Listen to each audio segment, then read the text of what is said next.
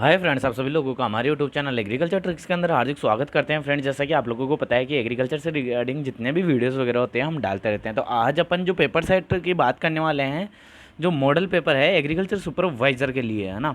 तो अपन इसकी पूरी सीरीज़ चलाएंगे। इसके अंदर मॉडल पेपर वगैरह जो जितने भी 10 से 15 या 15 से 20 जितने मॉडल पेपर होंगे हम इस सीरीज़ के अंदर डाल देंगे। और बीच बीच के अंदर हम आप लोगों के लिए ट्रिक वाले वीडियो भी प्रोवाइड करवाते रहेंगे। आई होप फ्रेंड्स कि आप लोगों को ये वीडियो पसंद आएगा। जो आप लोगों के लिए जो सुपरवाइज़र का पेपर होने वाला है, मतलब कि वैकेंसी आने वाली है, उसके लिए काफ़ी यूज़फुल एंड हेल्पफुल रहेगा। तो चलिए फ्रेंड्स, स्टार्ट करते हैं। अपन बात करेंगे डायरेक्ट क्वेश्चन एंड उनके आंसरों की।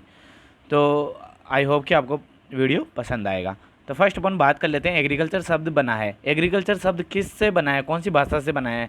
तो इसके सामने आपके 4 ऑप्शन दिए गए हैं। इनमें से जो राइट आंसर होगा वो लैटिन वर्ड हो जाएगा फ्रेंड्स, जो लैटिन भाषा से लिया गया है।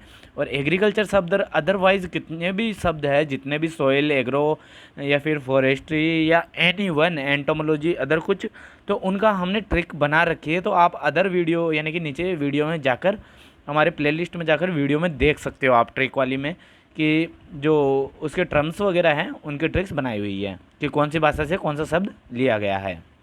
तो चलो बात करते हैं नेक्स्ट क्वेश्चन की। राष्ट्रीय विकास योजना RKVY, जो राष्ट्रीय कृषि विकास योजना की शुरुआत हुई थी वो आपकी 2007 के अंदर स्टार्ट हुई थी फ्रेंड्स। तो और विश्व पर्यावरण दिवस मनाया जाता है। तो आई होप फ्रेंड्स कि ये तो सभी लोगों को पता होगा। आपके सामने 4 ऑप्शन दिए गए हैं और राइट आंसर आपको पता ही है, 5 जून इसका राइट आंसर हो जाएगा।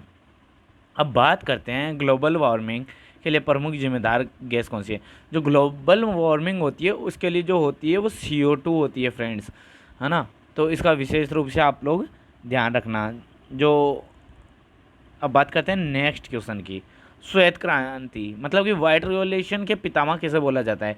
और जैसे कि आप लोगों को पता होगा कि MS स्वामीनाथन बोला जाता है, वो ग्रीन रिवॉल्यूशन के लिए, मतलब कि हरित क्रांति के लिए है।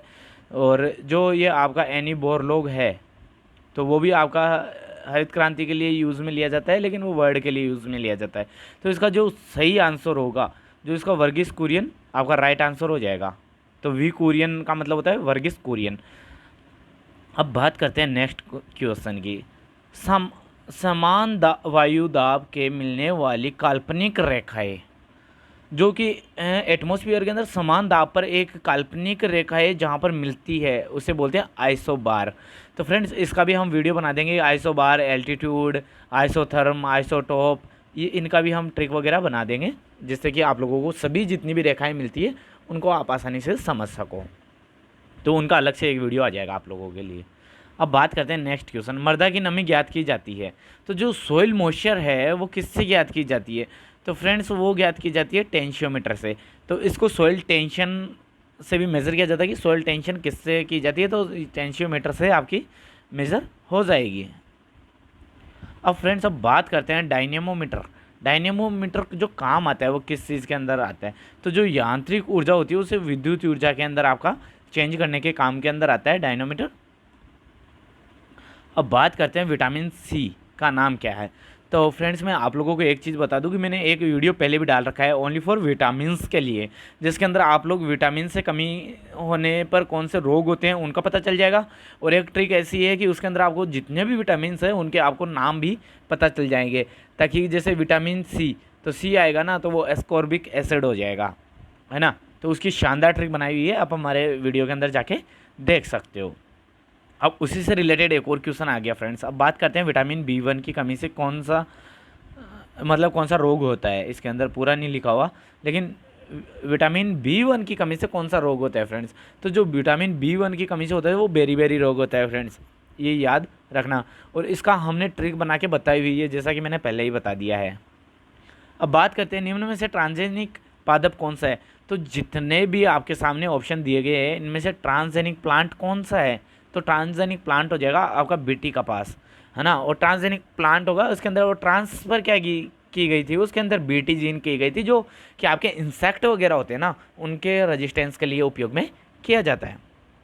अब बात करते हैं नेक्स्ट क्वेश्चन की। बीटी कपास का प्रयोग मुख्यतः किया जाता है। अब ये आ गया ना आपके सामने वही जो मैंने पहले बताया, जो कि बीटी कपास का उपयोग क्यों किया जाता है, कि कपास के उत्पादन को बढ़ाने के लिए। कपास, अब ये आपका आंसर आपका सी सही हो जाएगा। इसमें कपास के कीटों को नुकसान से बचाने के लिए, मैंने बताया कि इंसेक्ट वगैरह से बचाने के लिए ये जो ट्रांसजेनिक बीटी कपास बनाया गया था, जो बेसिलस थुरेंजियस इसके अंदर जीन डाली गई थी, तो वो इसीलिए कि ताकि इसके ऊपर इंसेक्ट वगैरह अटैक ना कर सकें।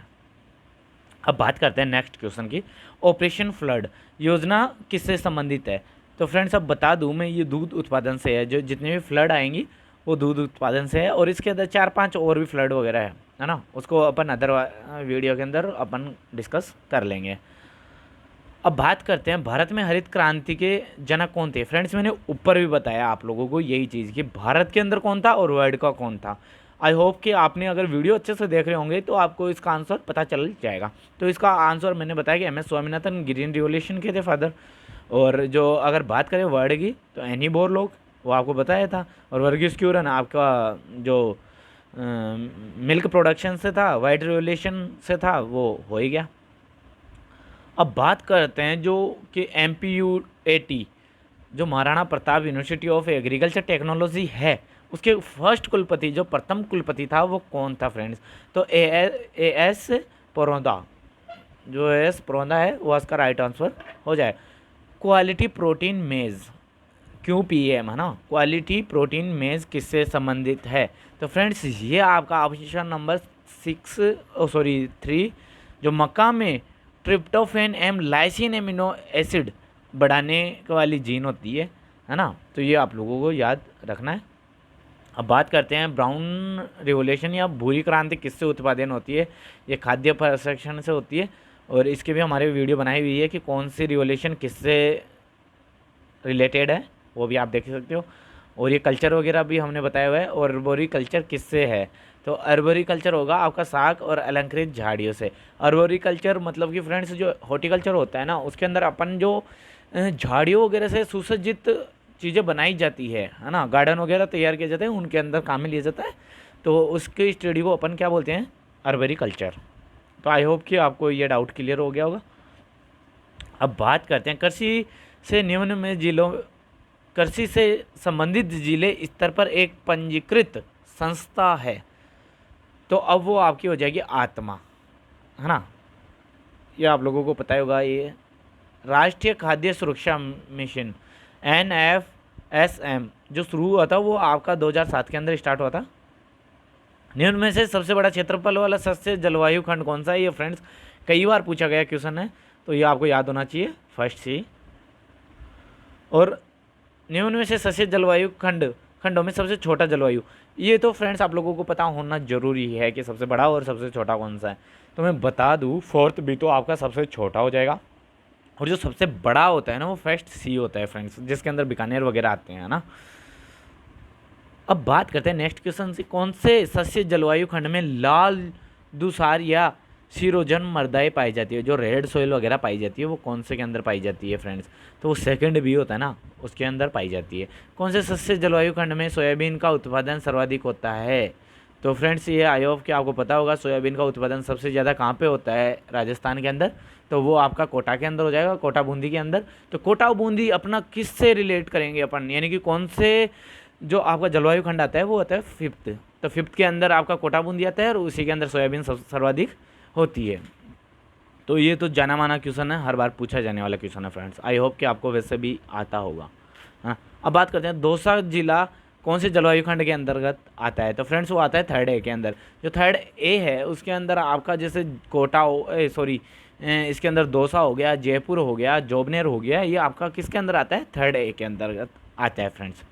अब सर्वाधिक सूखा सस्य जलवायु खंड, तो फ्रेंड्स मैं ये बता दूं कि सबसे बड़ा है ना, उसी के अंदर ही सबसे ज़्यादा सूखा, मतलब कि जो बीकानेर वाली साइड है ना, उधर बहुत ज़्यादा सूखा है। तो फर्स्ट सी आ जाएगा, जो सबसे बड़ा भी है और सबसे ज़्यादा सूखा भी है। अम्लीय मृदाओं को कौन से पोषक तत्वों की कमी होती है? और फ्रेंड्स आई होप कि ये तो आपको पता ही होगा, कंपलसरी से ये पूछा ही जाता है हर बार। तो जो कैल्शियम मोनोपिडेनम आते हैं ना, तो आपका वो आंसर सही हो जाएगा। अब बात करते हैं नेक्स्ट की, अम्लीय मृदाओं में सफलतापूर्वक उगाई जाने वाली फसल कौन सी है? जो अम्लीय मृदाओं के अंदर सर्वाधिक कौन सी, सर्वाधिक क्या है मतलब कि जिसको आसानी से उगा सकते हैं, तो वो क्रॉप कौन सी होगी? तो मैं आप लोगों को बता दूं कि ये तीनों क्रॉप है ना, इनको आसानी से उगाया जा सकता है। अब बात करते हैं अम्लीय मृदाओं में कौन से पोषक तत्वों की अधिकता होती है? तो इसका भी सभी उपरोक्त सभी हो जाएगा। अम्लीय मृदाओं को सुधारने के लिए हेतु काम में लेते हैं। तो फ्रेंड्स मैं इसका वीडियो बना दूंगा, लेकिन आप पहले फ़िलहाल तो इस क्वेश्चन को वैसे ही याद कर लीजिएगा। जो अपन अम्लीय मृदाओं को सुधारते हैं उसके लिए चूना यूज़ में लिया जाता है ना। और ऐसी मृदाएं जिनका पीएच मान 8 से कम है 8.5 से कम है, ईएसपी विनिमय सोडियम प्रतिशत 5 से कम है तथा इसी विद्युत चालकता 7 से कम है, तो वह कहलाती है। तो फ्रेंड्स इसका भी मैंने एक इसी और इनका भी एक वीडियो बनाया हुआ है, आप हमारे जाके देख सकते हो, जिसके अंदर आप ऐसी ट्रिक बनाई हुई है, आपको अम्लीय, क्षारीय और लवणीय तीनों का पता चल जाएगा और इसको कैसे कोरिलेट करके अपने को याद करना चाहिए, तो वो भी आपको आसानी से मिल जाएगा। तो इसका ऑप्शन नंबर सी हो जाएगा, लवणीय मृदाएं हो जाएगी आपकी। अब नेक्स्ट क्वेश्चन की बात करते हैं। सफ़ेद उसार व लेह मृदाएं होती है, तो वो आपकी हो जाएगी लवणीय मृदाएं हो जाएगी ना। जिसके अंदर सफ़ेद उसार तो आप समझते हो कि लवण ऊपर आके जम जाते हैं ना, उसी से कोरिलेट करके हो जाएगा। तो सूक्ष्म व अर्ध सूक्ष्म क्षेत्र में कौन सी मृदाएं विकसित होती है, तो उसके अंदर लवणीय मृदाएं विकसित होती है फ्रेंड्स। अब बात करते हैं लवणीय मृदाओं को सुधारा जाता है। अभी अपन ने बात की थी जो अम्लीय मृदाओं को तो सुधार लिया था, अब जो लवणीय मृदाएं होती है फ्रेंड्स, तो अब लवणीय मृदाओं को जो सुधारा जाता है निक्षालन द्वारा। एक तो उसके अंदर फ्लड करके यानी कि पानी भर देंगे, फिर उसका निक्षालन करके कि ऊपर लवण आ जाएंगे और फिर उसको निकाल दिया जाता है, या फिर गोबर की खाद के द्वारा भी। और अगर अपन ज़्यादा ही डीपली पढ़े इसको तो मैकेनिकल तरीका भी यूज़ लिया जाता है, जिसके अंदर कि अपन इंस्ट्रूमेंट या खुरपी वगैरह कुछ लेके उसको कुचर कर, है ना, उससे भी अपने को इसका सुधारा जा सकता है। भूमि में सोडियम कार्बोनेट एवं बाइकार्बोनेट आयनों की अधिकता से कौन सी मृदाओं का निर्माण होता है, तो फ्रेंड्स ये आपकी क्षारीय मृदाओं का निर्माण होता है। क्षारीय मृदाओं को सुधारा जाता है। हाँ, अम्लीय मृदाओं का अपन ने पढ़ लिया था, वो चूने के द्वारा सुधारी जाती थी, और जो क्षारीय मृदाएं होती है उसको जिप्सम द्वारा सुधारा जाता है फ्रेंड्स। तो ये याद रखना, अम्लीय मृदाओं को हमेशा चूने से, है ना, चूने से सुधारा जाता है, और जो आपकी क्षारीय मृदा है उसको जिप्सम से, और जो आपकी लवणीय मृदाएं आती है उसको मैंने आपको बता ही दिया, या तो गोबर की खाद डालकर आप उसको सुधार सकते हो, या जल का उसको निक्षालन करके सुधार सकते हो, या फिर उसको किसी भी इंस्ट्रूमेंट द्वारा खुरच कर उसको सुधारा जा सकता है ना। तो तीनों आपको आई होप कि याद हो गया होगा। और एक सुपर टॉप मोस्ट क्वेश्चन है कि ये तो हर एग्ज़ाम के अंदर पूछा ही जाना है, चाहे और कुछ आए नहीं आए, ये तो 100% क्वेश्चन आपका सुपरवाइज़र किसी भी any one agriculture competitive exam है ना, सब में पूछा जाता है कि धान में घेरा रोग किसकी कमी से होता है, तो ये आपका जिंक की कमी से हो जाएगा। अब बात करते हैं आयरन एम राउट के अनुसार कुल पोषक तत्व कौन से थे। आर्नोन, इस आर्नोन और इसके अनुसार फ्रेंड्स वो 16 थे, और जो आपका निकिल आया था ना वो इसके बाद में बताया गया था, है ना, वो याद रखना। वैसे ओवरऑल 17 होते हैं, लेकिन आर्नोन और राउटर ने क्या बताया था कि 16 ही पोषक तत्व होते हैं। जो निकिल आया था वो सबके लास्ट में आया था, ये याद रखना। अब बात करते हैं नेक्स्ट क्वेश्चन की, निम्न में से कौन सा पोषक तत्व नवीन खोजा गया है। अभी फ्रेंड्स मैंने बताया कि 16 पोषक तत्व हो गए थे, जो लास्ट में खोजा गया था वो निकिल था, जो ऑप्शन नंबर डी आ जाएगा आपका, जो 17 नंबर का है। वी आकार की हरिमहीनता किसकी कमी से होती है ना, वी आकार की हरिमहीनता किसकी कमी से होती है फ्रेंड्स, वो नाइट्रोजन की कमी से होती है। जो आपके प्लांट्स के ऊपर जो लीफ होती है ना उसके ऊपर ये सिम्टम्स शो होता है। वी आकार के अंदर क्या होता है कि हरिमहीनता की कमी आ जाती है, वो हरापन कम हो जाता है। अब बात कर लेते हैं फूल गोभी में बटनिंग रोग किसकी कमी से होता है, ये भी कई बार पूछा गया है फ्रेंड्स, कि जो आपकी नाइट्रोजन की कमी होगी ना उससे बटनिंग रोग होता है, और एक तो बटनिंग होता है और इसके अंदर एक ब्राउनिंग रोग भी होता है फ्रेंड्स, तो वो भी याद कर लीजिएगा। अब बात करते हैं अंगूर में हैन व चिकन रोग किसकी कमी से होता है फ्रेंड्स, तो ये कई बार पूछा गया क्वेश्चन है, वो बोरॉन की कमी से होता है। आई होप कि आपको याद हो गई। अब बात करते हैं नेक्स्ट क्वेश्चन की, टमाटर में ब्लोसम एंड रोट रोग होता है, तो फ्रेंड्स वो कैल्शियम की कमी से होता है। अब बात कर लेते हैं गोभी में विप्टेल रोग, तो मोनोपिडियम की कमी से होता है ये विप्टेल रोग। अब बात करते हैं लास्ट एंड फाइनल क्वेश्चन की, पत्तियों के रंध्रों के खुलने व बंद होने के लिए कौन सा पोषक तत्व प्रमुख भूमिका निभाता है फ्रेंड्स, वो होता है पोटेशियम। या आप लोगों को पता होना चाहिए। तो आई होप फ्रेंड्स कि आप लोगों को ये वीडियो पसंद आया होगा, और अगर ऐसे ही सुपरवाइज़र के लिए और भी पेपर चाहिए, मॉडल पेपर, है ना, तो अपन उसके अंदर डिस्कस भी कर लेंगे और पेपर भी सॉल्व कर लेंगे। तो अगर आपको ये वीडियो पसंद आए तो लाइक कीजिएगा, और नीचे कमेंट बॉक्स में ज़रूर लिखिएगा कि आपको अगर नेक्स्ट मॉडल पेपर भी चाहिए हो तो, है ना। Thank you friends.